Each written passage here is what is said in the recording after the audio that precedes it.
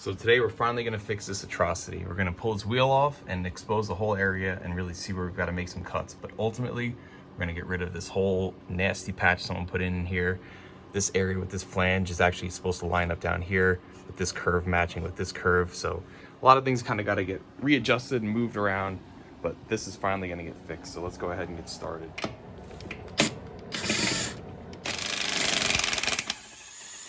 There we go.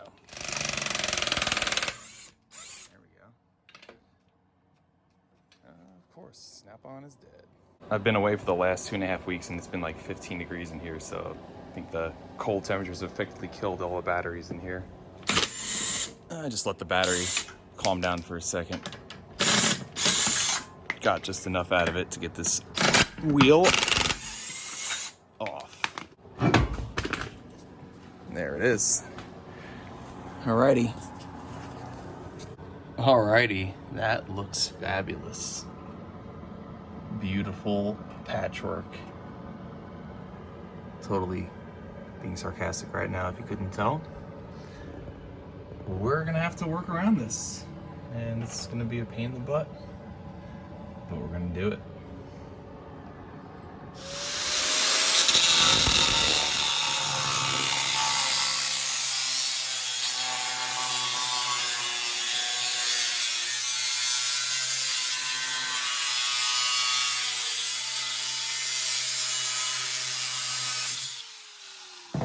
Right, I cut around this whole patch just so I can kind of expose some of it, and then we'll go ahead and cut beyond and more that we need to, get rid of these old welds, move everything we gotta do. But for now, let's get this out of here.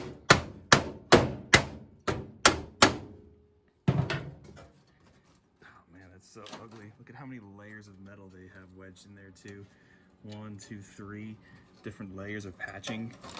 Hell no! We're not gonna do that.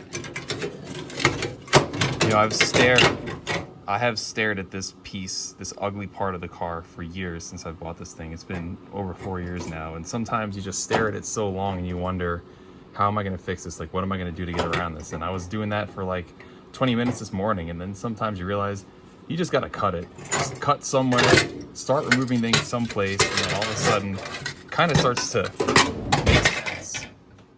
So there you have it.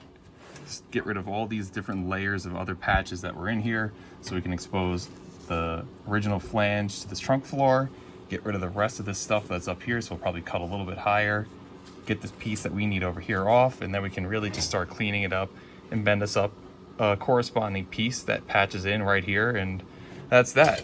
And now we don't have this madness here anymore. And I'm just cutting more out from the inside, make it more manageable. And basically, once we get all the rest of this garbage out of here that we don't want, this is the flange from the trunk floor that we do want to keep.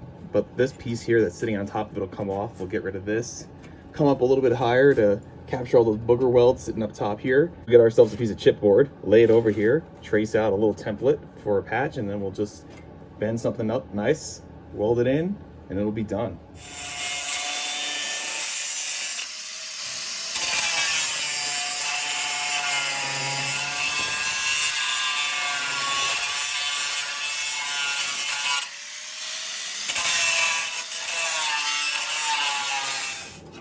Like I'm saying, just little chunks like this, just get rid of pieces, welds that's left here on the flange, we'll just grind it down.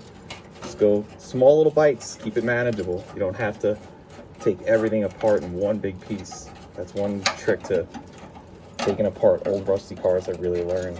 Just kind of be careful, surgical, make it manageable. Before you know it, you get it all gone. You got a whole pile of crap just like that. Now we're definitely getting somewhere. Got a lot of this stuff removed out of here. Now we can go ahead and knock off where we're gonna make a patch. That's what we're looking like now that I've got this all cleaned up. Looking pretty good. I went ahead and actually just evened out the cut going across this way just to make it nice and straight. We're gonna have to repair a little bit of some damage along this flange. But yeah, we're getting pretty close now to where we can go ahead and cut out some nice patch panels in there and make this thing look like new. Like I'm saying, a little bit at a time. This is how much of the crap I cut out of that little area right there. So just keep going at it, make your cuts, and you get all this crap out of there. one way or another. All right, now I've got some chipboard that I got from this big roll that I got at Home Depot and Lowe's, and I can show you here in the video from Home Depot, that board right over there. Basically, just gonna go ahead and mock it in here, hold it up where it needs to be, use some tape to hold it if I need to, and then trace it out from the back side and get ourselves our measurement of exactly what we need. And now we'll have a template that we can use and apply this onto a piece of sheet metal and then cut that out. So obviously once you pull it off, you know, it's sitting up your curve, you'll pull it off, it'll be flat, you'll lay it on a flat piece of sheet metal, and then you make a cut, and then you'll bend it to shape and fit it in there, and that's pretty much it.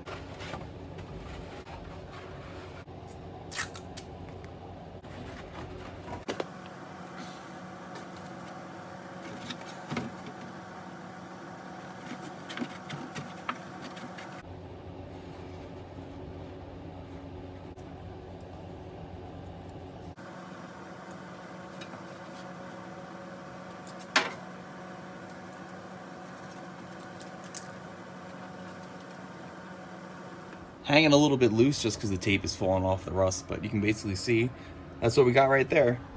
Quick little template. That's exactly what we're going to need to now replicate on some sheet metal. Some nights it doesn't feel like you get a lot done, but that's kind of the name of the game. It was just cleaning up all these boogery welds that were left over from when they patched in the stuff they did. And I'm going to have to repair this bottom flange. Then we can get our patch bent up and put in there. Fix a couple of the little spots along the way, but that's kind of it. Just really cleaning up all the areas around here so we can be clean metal, ready to weld and all that sort of stuff. And I gotta go grab some more sheet metal because I'm out of a big enough piece to make that patch. So that's it for this night. Okay guys, this wheel well is ready for me to go ahead and cut this patch out, stick it in there and see what it looks like. So instead of going through with the tin snips because it's kind of intricate, cutting all around it, so I'm going ahead and using the angle grinder. I'm just gonna cut this thing out and then leave a little bit of space around where my Sharpie line is, get it fit there, kind of get an initial shape going into it, and then we can really get this thing finalized in the way we want it to look.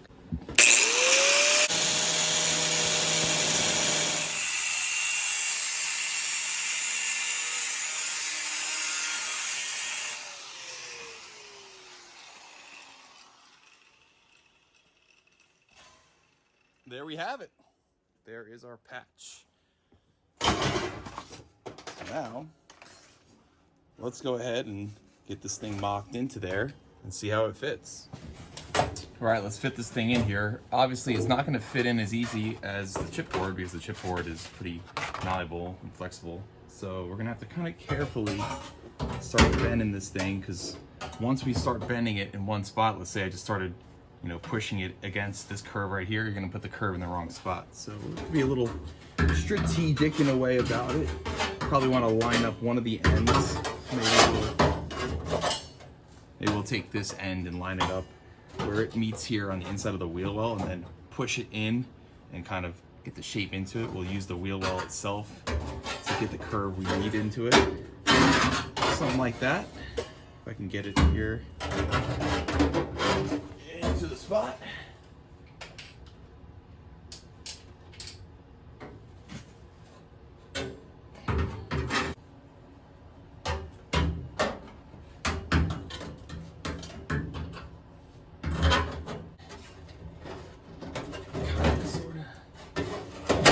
Kinda. Just gotta get ourselves the initial bend going here, but I don't want to get it in the wrong spot. But I'm just gonna kind of eyeball it and hope for the best. Gotta get a little bit of this springiness out.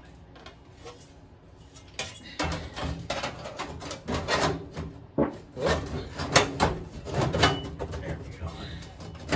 We're getting somewhere.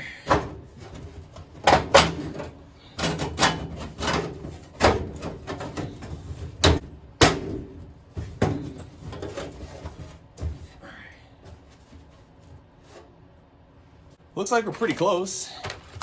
Got a little bit of excess, but for the most part, we're about where we need to be.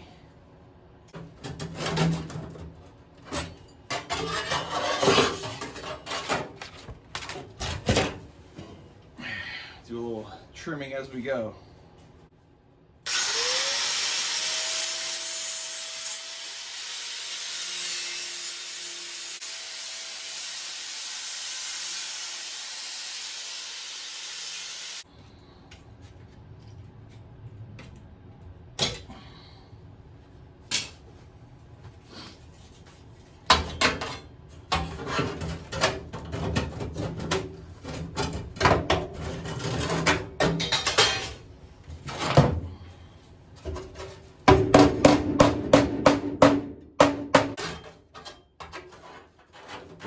for a nice butt weld. No overlaps, no lap welds. Want this thing to look good. Quality professional work. That's what we're going for here.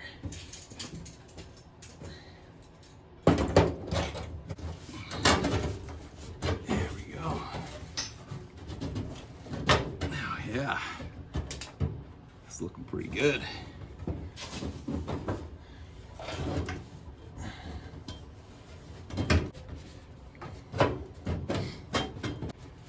Zap this corner and get it held into place, but first we're gonna mark off where we need to make a little trim up there. Let's get this bottom flange held into place.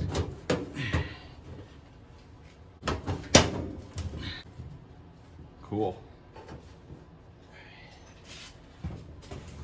Got it roughly fit into place. Looks like we did pretty damn good cutting this thing out. Go ahead and get this thing tacked in here in a minute. Hell yeah. That is looking pretty good. Like I said, we want to get a nice butt weld. We're not going to have any overlap at all. So we're just going to have to cut up here a little bit, trim this edge, but minus that, we're looking good to hook. Heck yeah, we can start welding here in just a few. Okay, and I'm trimming off this little excess bit that we needed to get rid of on the side, and we'll be done here and actually get it one more test fit. And then we can go ahead and get this thing welded in. Heck yeah. All right, so I'm getting this tacked in, and as I'm doing this, you want to make sure that your top and bottom pieces aren't sticking out, you know, like this and this. You want them nice and parallel and flush. So in order to keep that going, got my body hammer and I'm tapping along where I need to in order to make sure that we're nice and flush, and then we can get a good tack weld holding it in. And that's what we're getting as we're going along, nice and tacked in, and we'll keep working our way all the way across and getting this thing shaped into where we need to go.